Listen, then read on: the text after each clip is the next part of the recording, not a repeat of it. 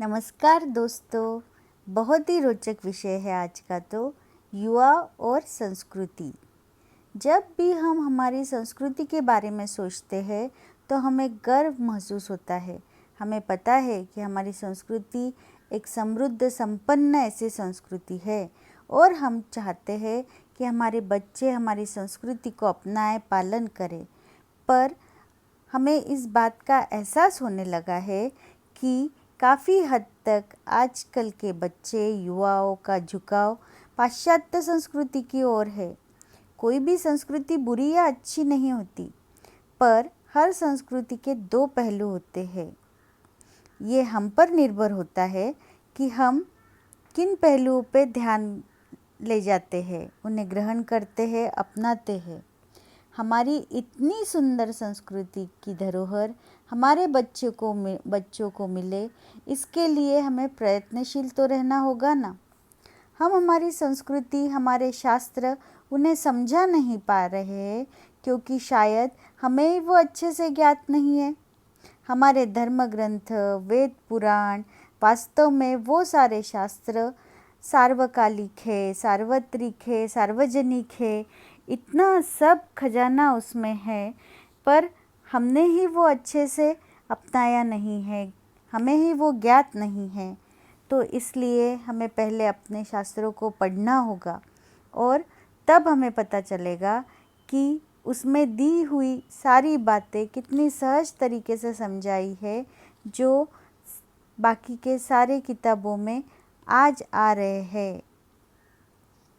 हमारे शास्त्र पुराण, चाहे गीता हो या भागवत हो, संवाद रूप में है, जिसमें जिज्ञासा का महत्व है, जिसमें एक दिशा मार्ग नहीं है, यानी जो बोला है वो चुपचाप से करो, बिल्कुल भी नहीं। वहाँ संवाद है।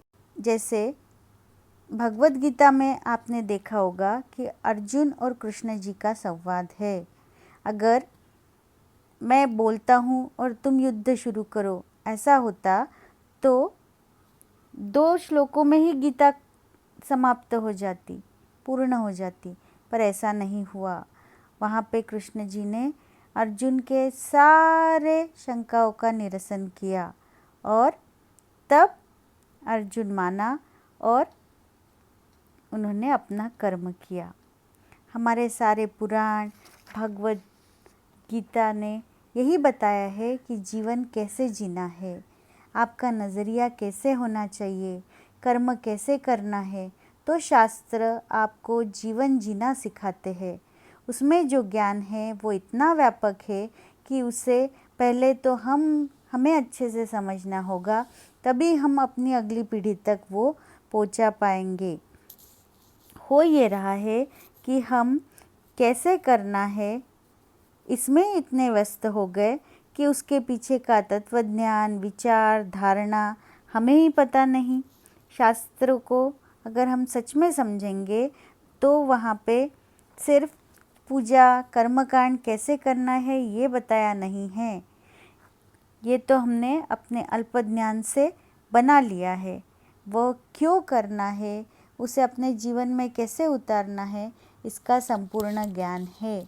अब वो समय आ गया है कि आपको ही सब कुछ अच्छे से समझकर बच्चों को बताना पड़ेगा, क्योंकि आपने बोल दिया कि ये नहीं करना है या ये करना है तो बच्चे मान लेंगे, ऐसा नहीं होगा। उन्हें तर्कपूर्ण लॉजिकल रीज़न बताने पड़ेंगे, उनके शंकाओं का समाधान करना होगा। ये बात क्यों नहीं करनी, उसका तर्क देना होगा, तभी वो आपकी बातों को मानेंगे। आज का युवा जिज्ञासु है, वो जानना चाहता है शास्त्रों को, पर शायद हमसे उसे नहीं मिल पा रहा है वो जवाब। तो हमारा यह दायित्व है कि कर्मकांडों पे ध्यान नहीं देना है, हमें सारी बातें समझकर, उनका तर्क समझकर, तार्किक विचार करके बच्चों को समझाना पड़ेगा। ज्ञान केवल बताने से एक पीढ़ी से दूसरी पीढ़ी तक नहीं पहुंचता, वह देखकर, समझकर, अनुकरण करने से जाता है। धन्यवाद।